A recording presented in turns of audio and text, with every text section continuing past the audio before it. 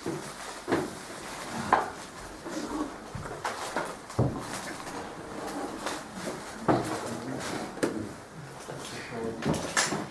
are learning Perek Yud Gimel, and this is a very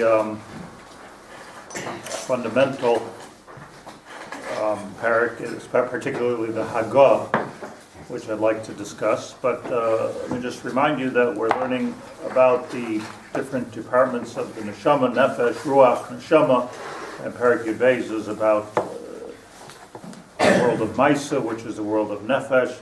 And Perek Yud Gimel is about the world of ruach, which is the world of dibur. And Perek Yud Daled will be about neshama, which is, the whole thing is named after the neshama, but really it's nefesh, ruach, neshama. There's really three parts to it, although it's called neshama. There's a lot of things like that. It's called neshama, but it's really named after the upper part, which is keneged, parallel, makbil, to machshava. So nefesh, ruach, neshama, machshava, dibur, maisa. That's the way it goes. Machshava takes place with the neshama. Now, this probably doesn't mean only the machshava that we sit and think about something, but machshava is actually a higher state of being.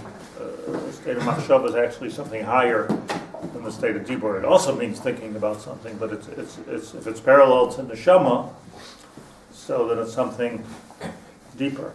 And what we're going to learn about today is, so that you speak about all the time, we'll start learning about it in more depth, which is how this fits in. This is an existential point. In other words, we have our neshama, we have our goof. Everybody knows about the goof.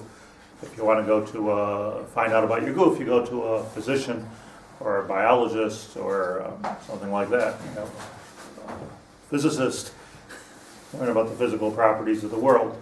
But once you start going into the nefesh, ruach, neshama, you lose them there. It's a different thing. That's what we have to become experts in. Nefesh, ruach, neshama. In the Arba Elamis, so we have, as everybody knows, but just let's get it memorized in our mind, Abiyah, Atzilus, starting from the top, Atzilus, Bria, Yitzira, and Asiya. So also makbil, because machshava, dibur, maisa, asiya. Right, that goes together. Atzilus, Bria, Yitzira, Asira, Yitzira, dibur. Somehow. We need to discover why that is. Atzilus, Bria, machshava. So the three lower worlds, if you will, this is the technology, correspond to the neshama. Atzilus does not correspond to the neshama, it's above the neshama. Important to point out two things just before we begin this very, very special set of limud here, and that is that when we talk about four worlds, I don't know what we're thinking. I don't necessarily know what it means. But I know what it doesn't mean. I know that's what's important. Two things. First of all, the world of Atzilus, which is the highest world, is not. We're not talking about God. It's not Hashem. It's HaKadosh Baruch Hu. God is above that. So there's Mekubalim don't talk a lot about anything above Atzilus. They have a term that they call Adam HaKadmoin, which is also not God, obviously, but they don't talk about God because we don't know about even the Arizal didn't know what Hashem is, and this is always, I've said this many times, it's always appelled to me how we can daven and we can daven and feel like we're standing in front of HaKadosh Baruch Hu talking to Him without having any idea what Hashem is. And the minute you think you have an idea, like, he looks like this, he feels like that, he does this, he does that, then, you're out, because you're not allowed to have any idea of HaKadosh Baruch Hu. Yet we say, Shivisi Hashem l'negdi tavid, that's Ba'akiv and Tefillah. What does Shivisi mean, by the way? Anybody know? Supposedly that's something we have to do every time we daven, so what does it mean? Shivisi. Shaleh, from the Lashon Shaleh. Okay, what does it mean? Shivisi Hashem Lenegdi Tamid. We say Rabbi Greenspell, what does Shivisi mean? Stands. Saying something different completely with you. Yeah. Correspond, no? Why stand? It's a funny thing, no? Shivisi Hashem Lenegdi Tamid. I correspond before Hashem. Value? Shavius? So when we say ata, that's the present, it's present and we're conversing with. Not in the sense of value, but in the sense of closeness. So So what does Shivisi mean? if I'm talking about him, then that's not Shivisi. What does the word mean? I understood it like he said, to correspond. Dalif Miata Oimei is also Ma'akev in Tefillah, so that's talking about standing in front of Hashem. And there is also something called Da. Shivisi, okay, like Shavet, Mashu, it's a hard lashon that everybody says and nobody gets. I think, what? It's kind of like, not equal, but like... on the Corresponds. same- Yeah, in front of... Put him in front of me. You see, so let me just say two things. It's a negdi also. A negdi, like opposite. That's to Onegdi, but what is Right, so Shivisi? Shivisi has to correspond with negdi. So let's say, like, I imagine myself, that's the way I translate, usually, Shivisi Hashem Lenegdi Tamid. I imagine to myself that Hashem is Lenegdi Tamid. Shavet to me, meaning I consider, it's considered Shivisi Hashem Lenegdi Tamid. Not Shivisi Hashem. Shivisi, Hashem Lenegdi Tamid. In my Shivisi, in my estimation, Hashem Lenegdi Tamid. Very important. I'm not sure yet if I'm right, but it's very important to be misponing into what this whole thing means. Shivisi, but that's a combination of everything that you all just said. Is Shivisi Hashem Lenegdi Tamid. I'm medame l'nafshi. Shivisi ani medame l'nafshi. Okay. Let me just say two things that it doesn't mean. For Olamais. So first of all, it doesn't talk about Hashem. In fact, if we're talking about Nefesh, ruach, neshama, and neshama is connected machshava, you are following me on this? I really should have your whiteboard here, just to get the table straight. But famously we say, when it comes to HaKadosh Baruch Hu, leis machshava tfisa bey. That you can't understand it. But let's just be medayik in the lashon for a second. Machshava is the highest part of the neshama. Nefesh, ruach, neshama, machshava, dibur, maisa. So, okay, our maisa, we certainly can't be tofes HaKadosh Baruch Hu. Our dibur, we can't be tofes HaKadosh Baruch Hu with dibur. But maybe with machshava, we could be tofes. Dahainu, maybe with the highest level of our neshama, we could be tofes. The step above it, which is achshava, which is HaKadosh Baruch Hu, al zeh nichtav leis machshava, the highest level of neshama is not tfisa bey. Doesn't get us to Atzilus. It doesn't get us to Atzilus. We could understand somewhat, so you just say about leis machshava there is a noun, is a very important word. It's not just like we don't understand it, but leis machshava, even the highest part of our neshama, which is called machshava, the neshama part of our neshama is tfisa bey. So you can't get to Atzilus. Atzilus is Atzilus only because that was as far as the Zohar could get, and still give it some kind of a name. Beyond Atzilus, we don't have a name. We don't even know what it's called. But at least we can give it a name. We can give a name to what we don't understand. Physicists and doctors do this a lot too. They give names for things we understand, and names for things we don't understand. So just because you have a name, doesn't mean we understand it, but it does mean that we've identified something here, just we don't understand it, like life. What does it mean? What does Atzilus mean? So we're going to talk about that, what Atzilus means, but it means one of two things or two things. The simple shot is it means Eitzel. Zeh, Eitzel, Zeh. So Eitzel HaKadosh Baruch Hu, very close by. It's what? Eitzel comes from the word sail. a person is very close to their shadow, or I should say, shadow is very close to the person. You move here, the shadow moves. The key thing, the shadow, you can't leave it behind. So the word Eitzel and Sel are the same word. So it's Sel, Eitzel, Atzilus. It's interesting that in modern Hebrew, which I'm for sure not an expert in, but in modern Hebrew, I did go to school.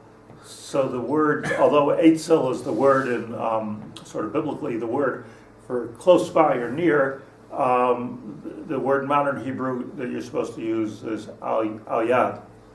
You don't say put this Eitzel hakos. You say put this al yad hakos.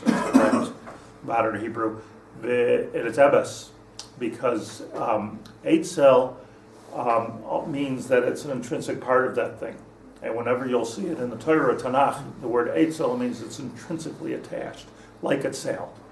To put something next to something is not separate. It's still separate. It could be as close as you want. It's still separate. The Rambam speaks about this in Moreh Nevuchim, and he says that there's two kinds of harkava, two kinds of things connecting one to the other.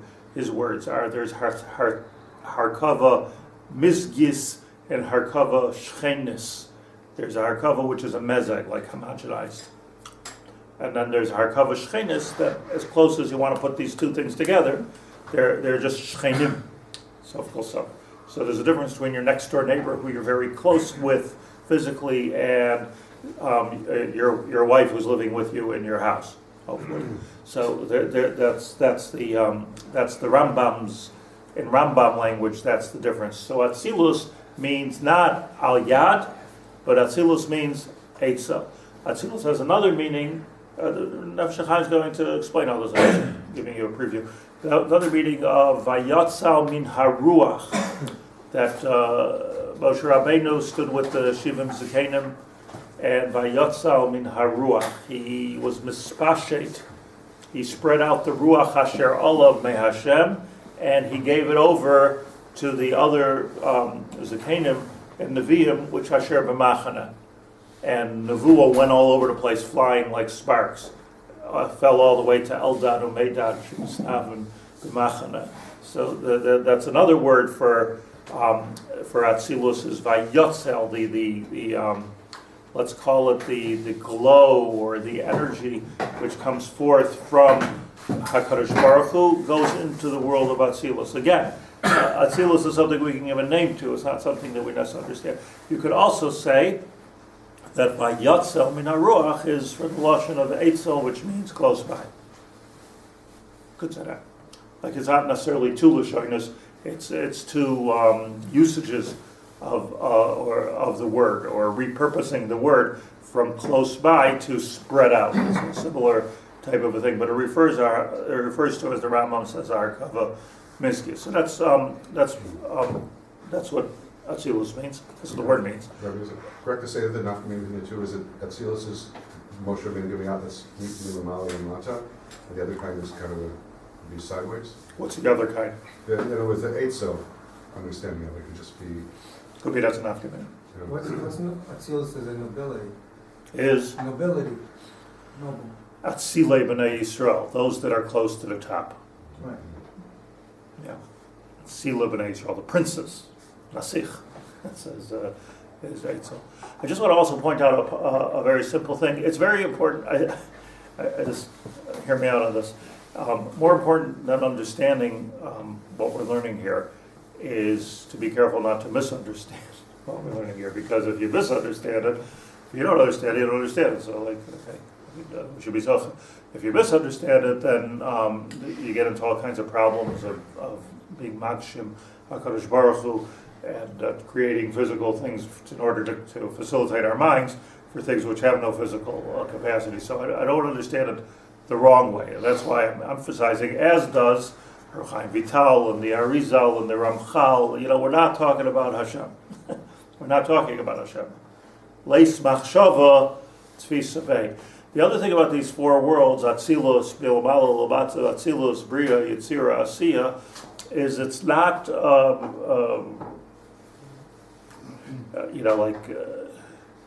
if you go to Macy's, so first floor, sportswear, second floor, men's clothing, third floor, women's underwear, fourth floor, furniture, so Hatzilas Bria, zero, see, that's not the chat. Like push one, push two, where do you want to hold them? That's not the chat. It's not because what the better way of thinking about it is as an assembly line. That's the correct way to think about it. Don't think about it as an elevator going from up to down. Think about it as you said, Moshe, as something coming from a high place to a low place, taking more and more form as it reaches our world. I don't know what snow looks like in the higher atmospheres. I don't know, maybe it's just moisture or something, I don't know. But eventually when it gets down here, you need a shovel, But that's not necessarily, and you just go on a simple airplane and it's not snowing anymore. But there's something. So what's really important about what I'm saying is that it's not an elevator going top to bottom. It's an assembly line going from beginning to end, or which in this case is from top to bottom, assuming that we're the metaphor for HaKadosh Baruch Hu's top. So what that means is that every single thing that we have in this world, all our stuff, everything that we have, which is in the world of Asiya, and it has physical properties to it, right? A physicist can analyze this and tell you exactly chemically what this is made out of. But there's a higher level, that's where he's stuck, there's a higher level of Yetzirah, and there's a higher level of Bria. Before it gets to being that cup, it goes through a metamorphosis from Atzilus to Bria. Atzilus, or above Atzilus, and I'm saying it this way because this seems to be a machlekes, I think. Above that, or in that, is Yesh Mi'ayin. Ex nihilo. Something from nothing. Do you understand that even the scientists which have probed the world of creation can only get to something from something. If you get a Big Bang theory, or if you get a evolutionary theory, or whatever Mishigas you want to subscribe to, okay, no, but it doesn't help anything. It doesn't help anything because all that does is it gets you from something to something. Okay, what banged big? So something had to be there to make big. So where nobody, to my knowledge, I'm not a scientist, but nobody in the scientific world has even tried to get from nothing to something, because nothing. We're not talking about from a molecule, from an atom. We're talking about from nothing to something. That's not something that anybody can do. So when it comes to something from something, okay, yesh darshim l'shvach, yesh darshim l'gnai. You could say that 6 days of creation was really 600 billion years of creation. I don't care. It doesn't mean anything to me. The whole evolutionary theory just doesn't mean anything, because all of that is talking about something to something. You can darshan like this, you can darshan like that. You can always make things fit into a pasuk if you want to, or you can be a pasuk and say God created the world in 6 days. Either way is okay. There's not a lot of nafkamina, but the nafkamina is that they found a fossil which is 200,000 years old or 2 million years old. I think they just found an animal which is a couple million years old yesterday. So it's funny to believe more in carbon dating than in God. But a couple million years old. Give or take a million.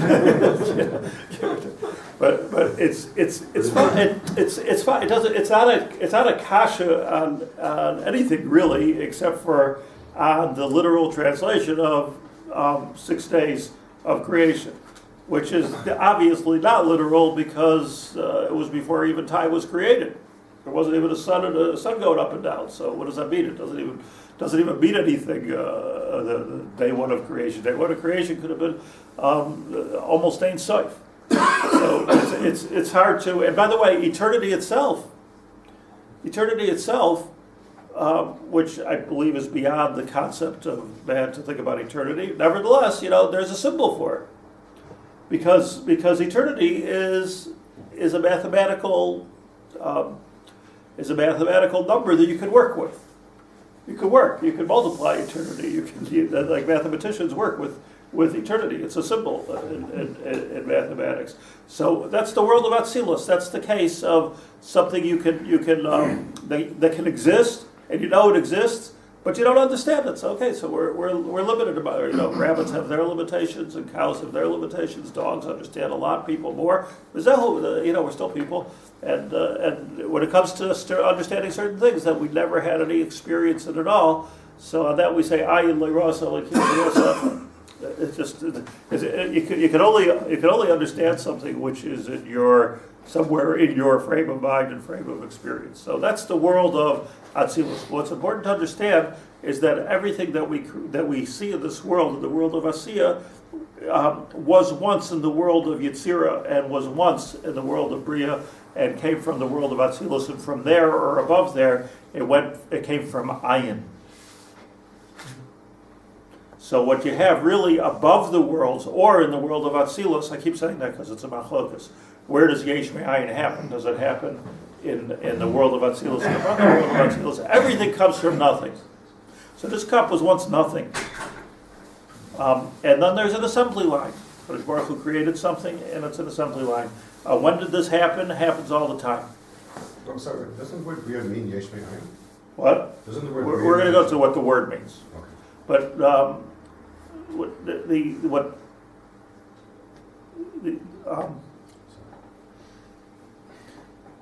every millisecond the world is created and recreated.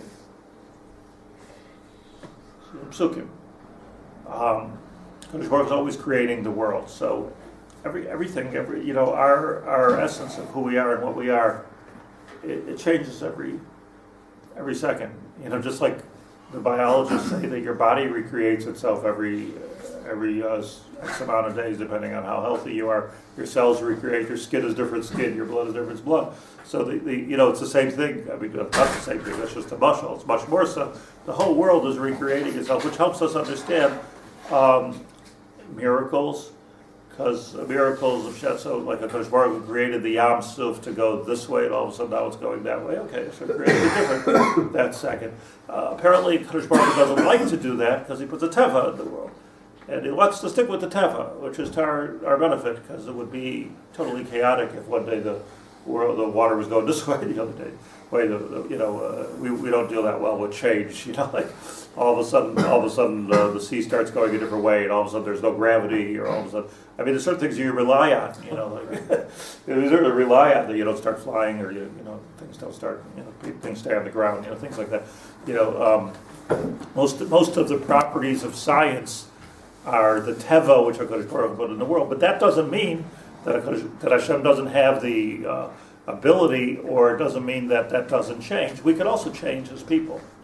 Like a person can never say, well, this is who I am, this is what I am.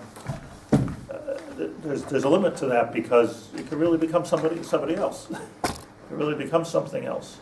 We can change ourselves physically, we can change ourselves spiritually. So that's an important point. Really, we're supposed to understand all of this, or the benefit of understanding all of this is what for us? I mean, To understand how powerful we are in the creation, because as we've explained and as we're going to explain, this whole process of Yesh Me'ayin, Atzilus, Bria, Yetzira, and Asiya, which we'll discuss what happens in each one of these forms, is on the one hand controlled by HaKadosh Baruch Hu, and on the other hand, being that it's a cycle, it's controlled by us also. So Yaakov Chevel Nachalasai, says the Medrash, that Yaakov was holding a rope, and if the rope goes all the way up to a bell, which is 20 stories high, and you give it a push here or there, you're rigging the bell all the way up there. So Yaakov Chevel Nachalasai, Yaakov Avinu, that's like a sailor knows this, right? Yaakov Avinu held the ropes, Chevel Nachalasai. His nachla was a chevel, where he was able to change things in the whole Shemayim Va'aretz, almost like a Rebbe, Yaakov Avinu, like when he was able to make shinuyim and affect the world. And this is extremely important, extremely nafkamina. I'm not talking about looking for miracles or getting Rebbe brachas because Hashem wants the teva. He doesn't want that. But what it does mean is that the health of the world, the goodness of the world. It's just like it's only a shite who thinks that whatever I eat is not going to affect what I am. It doesn't affect necessarily within the next 30 seconds, but that's about as far as we can think. It affects who we are. It affects how our kids grow up. It affects how our mental capacity. It affects our physical energy. It affects how we sleep. Everything. So I mean, it's extremely important to understand. Even though the mouth is just like the end user of the whole body, and it has hana. So it's important to understand that the health of the world. If the world is mayhem or if the world is masudar, has everything to do with our maisa because we're holding the rope on the bottom. How does this fit into Hence, you can have a geula, or you can have, a crazy world. We have a crazy world. I mean, we have a crazy world. I mean, people are, right? Muslims decapitating Muslims. Like it's crazy. Like it's a crazy situation. Millions of people are Holocaust was crazy. It's craziness. I'm not saying that it's your fault, my fault, or our grandmother's fault. I'm just saying that the generally speaking, the health of the world somehow we participate in that health process. It's not just how we're created. It's what we do with the creation, like health. So that's the Yaakov Haber.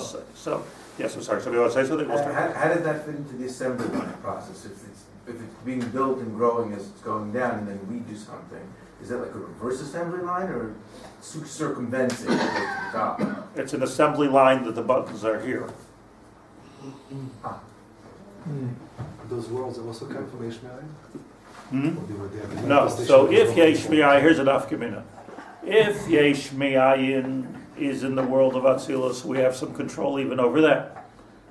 If Yesh Mi'ayin is Lamala Me'atzilus, we have no control over Yesh Mi'ayin, only what happens from Yesh Mi'yesh from matter to matter. But those worlds are manifestation of Baruch Hu, they also they're coming from the Yesh Mi'ayin. What? Those words, Atzilus, all those words or manifestations. They were all created Yesh Mi'ayin. Right, that's the question. But could be Yesh Mi'ayin happened in Atzilus. And we know we have control over Atzilus.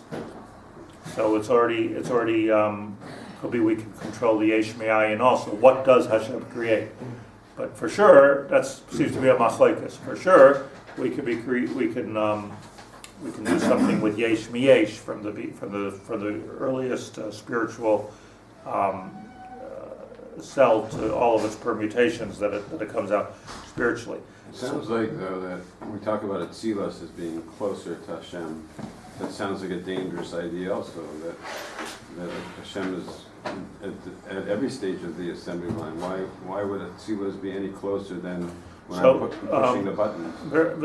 It's a very important question, and that's why it's important to understand what we don't understand. I was talking to somebody, just give you a mushal of this, of what misunderstanding is. I was talking to somebody who was happened to be a Breslover guy, but a very good guy. A good guy. A deep guy, a tense guy, an alerted guy. So he was saying that he studied yoga a lot. So he said that the yoga guru in India was a very wise man, and said that he doesn't understand, this was the kasha of the Indian guru, he doesn't understand what's the problem that Jews have with worshiping idols. I also don't worship idols, but what's the problem with it if God is everywhere? So he's there, so worship it. That was the kasha. Right? God is everywhere, so he's here, so worship it. That was the kasha. So which this chassid was makabel as a sheila gemura, like shver shaila. It's kfir gemura. Why? because HaKadosh Baruch Hu is not everywhere. But HaKadosh Baruch Hu is everywhere. Hashem created the world. We don't know where Hashem is, what Hashem is. We don't know. Maybe he's here, maybe he's not here. I don't know. Nobody knows. Bigger people than me don't know. Rabbi Yaacov didn't know. But what we do know from Messiah of Moshe Rabbeinu is that HaKadosh Baruch Hu, when he started off the creation, Yesh Me'ayin, he started off with what the Mekubalim metaphorize as a Or Pashut. Now, that Or Pashut is extremely spiritual, turning into something maybe metaphysical, but it's not something that we can understand so easily either. But we understand what an Or is, and we understand what an illumination is. The Or Pashut goes into everything. Everything is created from this Or. So, you don't worship Or. You don't bow down to the Or. You worship HaKadosh Baruch Hu. So this was the toes of the Dor Enosh. The toes of the Dor Enosh is they got mixed up between the Or, Pashut, and HaKadosh Baruch Hu Ba'atzmai. And Avram Avinu came along and said, no, there's nobody that's right to be Oved except for HaKadosh Baruch Hu, who can turn Yesh Me'ayin. What's the point? Who built the sun? It's no point worshiping anything. Not only is it senseless, but it's insulting to the master of the universe. So the answer to the question is that God is not everywhere necessarily, but the Or Pashut everywhere. And that, by the way, I don't want to say something. First of all, out of the scope of what we're learning, but something so controversial. But the truth is, the machlokas, the old machlokas between in Tzimtzum, if you're familiar, which seems to have been the machlokas between the Vilna Gaon and the Balatanya, is to Tzimtzum Gomer and Tzimtzum Ein Gomer. So Tzimtzum, in the simplest pshat, means that HaKadosh Baruch Hu is mitzamtzem himself into a piece of Gashmias. There's more to it, but that's the. So that's the point. Nobody says, not the Balatanya, not the Vilna Gaon, nobody says that the HaKadosh Baruch Hu is mitzamtzem himself into a cup. What they say is his Or was a tzimtzum into the cup, and therefore there's kedusha into the cup. So the whole machlokes is not true. So what are they arguing about? They're arguing about the Vilna Gaon was worried about the perception. He didn't think that the Balatanya was an apocalypse. I'm sure. He was worried about the perception of the common man who's going to say, make the toast of the Dor Enosh once again, and it's been made over and over again, and it was made in an extremely big way at the time of Shabtai Tzvi, which was right before the Baal Shem Tov, right? Shabtai Tzvi's whole thing was he led people to understand that God is in everything and in me. So hence you could have a Shabtai Tzvi, you can have a Christianity, you can have,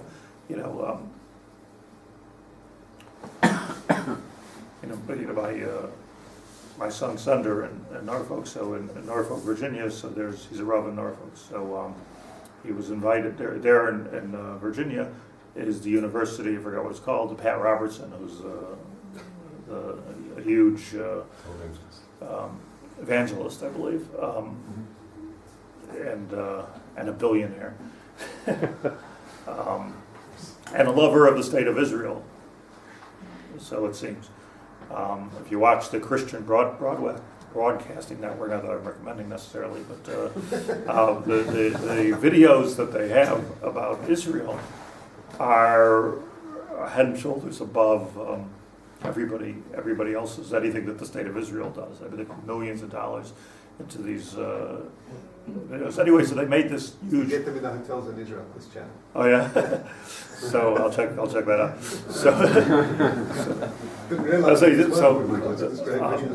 Yesterday, Pat Robertson University and Pat Robertson himself called for a meeting. There's campuses, solid gold and brass, and I mean it's just beautiful, going over miles and miles of it looks like Harvard, but it's but more. So he called this meeting at a conference and dealing with the state of Israel, and his purpose was to be machazik their support for the state of Israel and the Jewish people.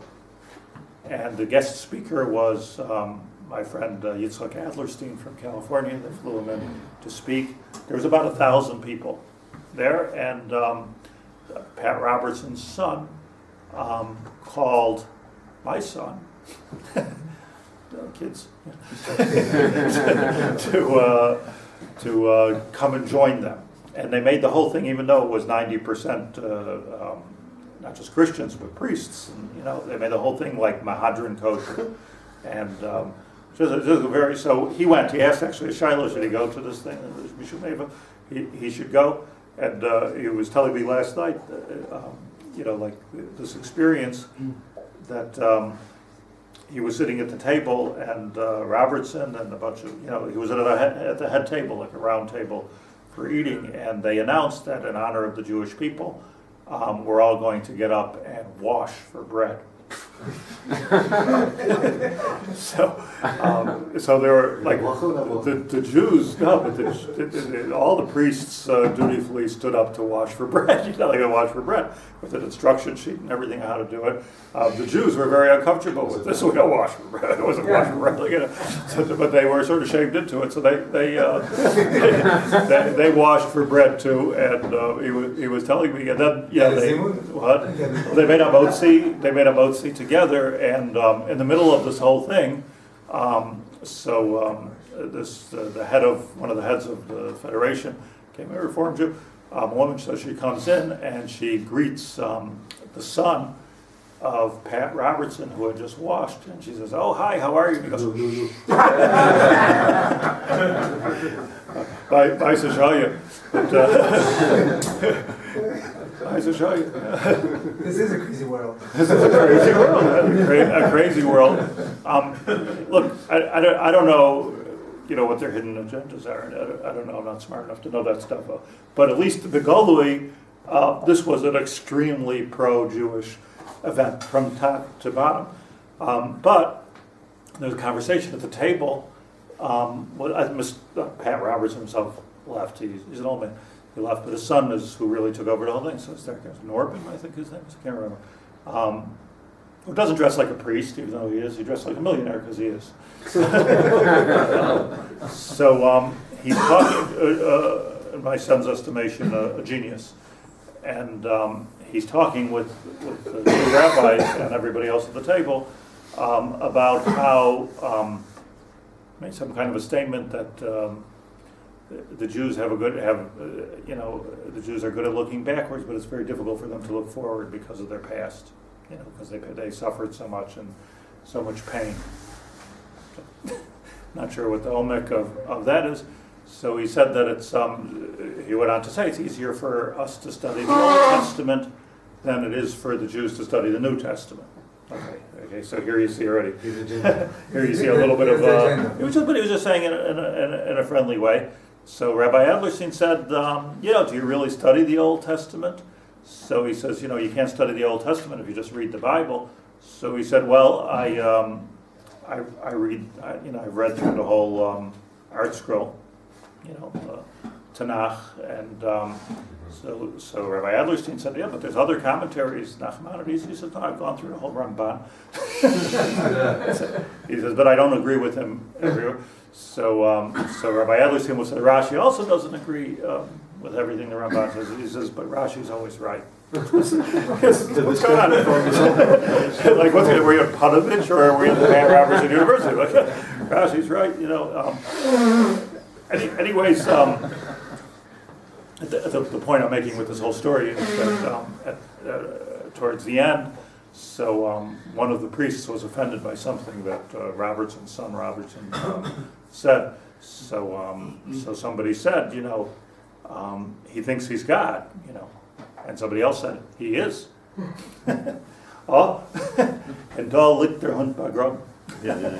Like they, in other words, to them, he is, and that's why I'm telling you this whole crazy story.